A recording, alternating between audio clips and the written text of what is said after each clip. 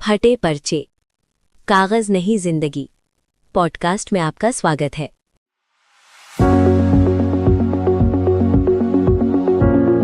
स्वागत है। हम सबकी जिंदगी में एक ऐसा इंसान जरूर होता है, कोई रिश्तेदार, कोई दोस्त या शायद माता पिता, जिनकी सलाह कभी कभी सलाह कम और नुक्ताचीनी ज्यादा लगती है। वो हमारी हर योजना में कोई ना कोई खतरा देख ही लेते हैं और उनकी चिंता देखकर हमें ही चिंता होने लगती है। आज हम अंकित वर्मा की एक बहुत ही दिलचस्प रचना शुभचिंतक के जरिए इसी मुश्किल लेकिन जरूरी रिश्ते की परतों को खोलने वाले हैं। बिल्कुल। और ये रचना हमें एक बहुत ही बुनियादी सवाल पूछने पर मजबूर करती है कि वो व्यक्ति जो हमारे आराम में खलल डालता है, क्या वो हमारी तरक्की का दुश्मन है या हमारे भविष्य का सबसे बड़ा दोस्त। हम अक्सर आराम और सुरक्षा को एक ही चीज समझ लेते हैं, लेकिन ये रचना बताती है कि असली सुरक्षा कभी कभी बहुत असहज करने वाली सच्चाइयों से ही मिलती है। तो चलिए इसी विरोधाभास को समझते हैं। चलिए यहीं से शुरू करते हैं। रचना की पहली ही लाइन एक झटके की तरह है। जीवन में आपके शुभचिंतक जितना चिंता उत्पन्न करते हैं, शायद इतना कोई और नहीं। ये बात सुनने में ही थोड़ी गलत लगती है ना। शुभचिंतक का काम तो चिंता दूर करना होना चाहिए, चिंता देना नहीं। और यही इस पूरी चर्चा का केंद्र बिंदु है। ये एक विरोधाभास है, लेकिन झूठा नहीं। लेखक के अनुसार वे चिंता इसलिए पैदा करते हैं क्योंकि वो हमें उस चीज के लिए मजबूर करते हैं जो हम इंसान होने के नाते सबसे ज्यादा टालना चाहते हैं, रुक कर सोचना। जब हम किसी काम को लेकर बहुत उत्साहित होते हैं तो हम एक तरह की खुशफहमी में होते हैं कि सब कुछ परफेक्ट है। शुभचिंतक आकर उस खुशफहमी के गुब्बारे में एक छोटी सी सुई चुभो देता है। मतलब वो एक तरह की स्पीड ब्रेकर की तरह है। आप तेज रफ्तार में जा रहे हैं, सब अच्छा लग रहा है और अचानक आपको धीमा होना पड़ता है। उस वक्त झुंझलाहट होती है, लेकिन वो आपको आगे किसी बड़े एक्सीडेंट से बचा रहा होता है। वो पूरी तरह से निष्पक्ष होते हैं, इंसान नहीं होते। असली चुनौती तब आती है जब एक शुभचिंतक की अपनी चिंताएं, अपने डर और अपने अनुभव उनकी सलाह में घुल मिल जाते हैं। वो एक निष्पक्ष अलार्म नहीं, बल्कि एक पक्षपाती इंसान है, और उनकी सलाह को समझना इसीलिए ज्यादा मुश्किल हो जाता है। ये बहुत दिलचस्प बात है, और शायद इसीलिए हमें उनकी सलाह पर इतनी ज्यादा प्रतिक्रिया होती है। यहाँ एक और बहुत ही मानवीय पहलू सामने आता है। रचना में लिखा है कि जरूरी नहीं कि शुभचिंतक हमेशा सही ही हो, गलत भी हो सकते हैं। और जब वे गलत साबित होते हैं तो हमें एक अजीब सी खुशी होती है। ये मानना थोड़ा शर्मिंदगी भरा है, पर सच तो है। एक देखा मैं ही सही थी वाली भावना आती है। ये बिल्कुल सच है, और इसके पीछे गहरा मनोविज्ञान काम करता है। जब हमारी सोच या हमारे फैसले को कोई चुनौती देता है तो हमारे दिमाग में एक तनाव पैदा होता है। इसे मनोविज्ञान में कॉग्निटिव डिसोनेंस कहते हैं। उस तनाव को दूर करने के लिए अपने फैसले पर सवाल उठाने से ज्यादा आसान उस व्यक्ति को ही गलत साबित करना होता है। जब शुभचिंतक गलत साबित होता है तो हमारा अहम जीत जाता है, हमारा तनाव कम हो जाता है और हमें एक संतुष्टि मिलती है। लेकिन रचना इसके दूसरे पहलू पर ज्यादा जोर देती है, जो कहीं ज्यादा डरावना है।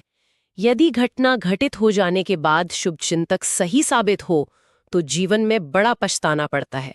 वो काश मैंने सुन लिया होता वाली भावना शायद दुनिया के सबसे भारी बोझों में से एक है कि मान लिया जाए, बल्कि जैसा कि कहा गया है, समय रहते विचार और जांच अवश्य करना चाहिए। ये एक सक्रिय प्रक्रिया है।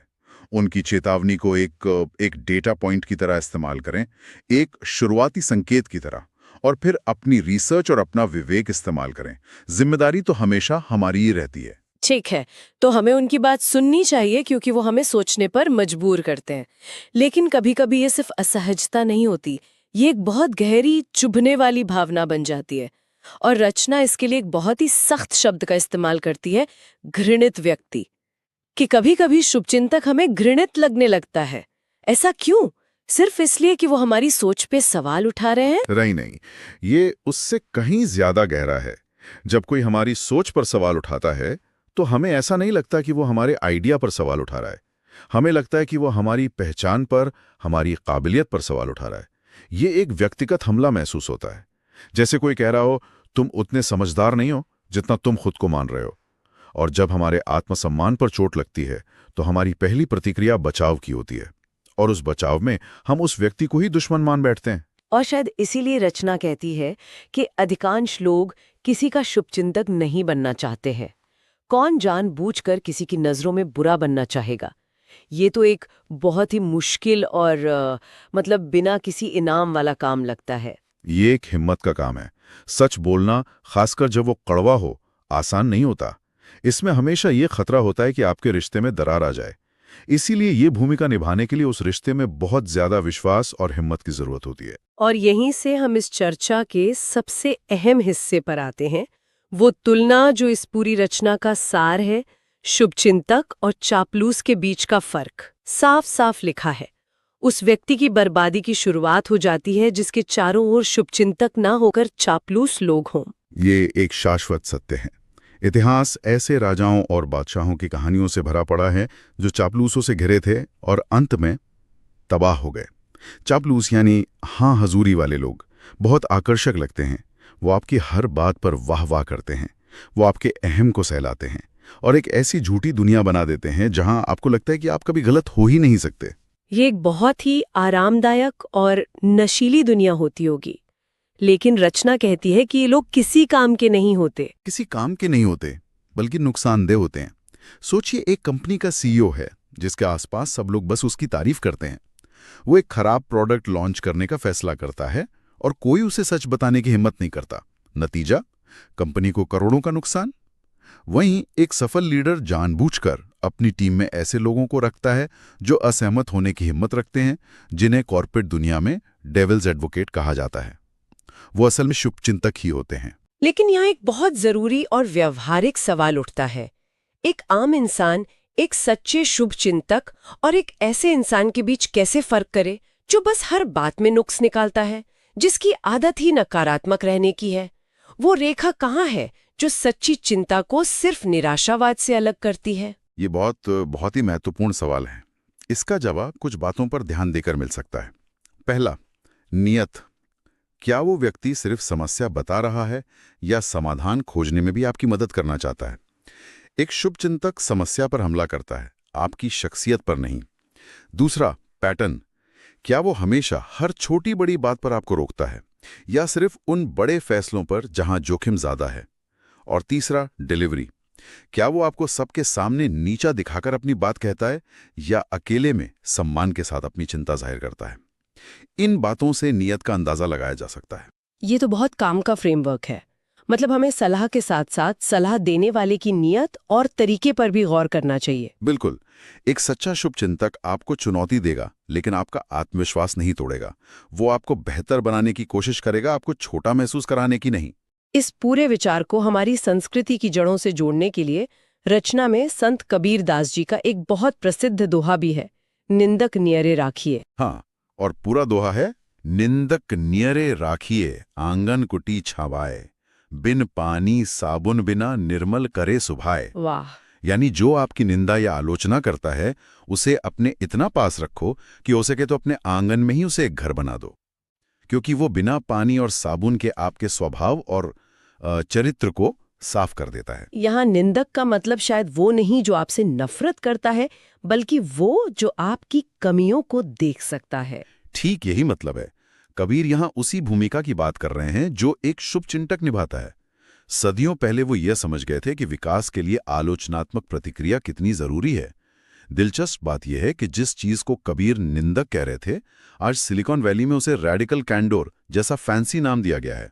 इसका मतलब है किसी व्यक्ति की इतनी परवाह करना कि आप उसे कड़वा सच बताने को तैयार हों।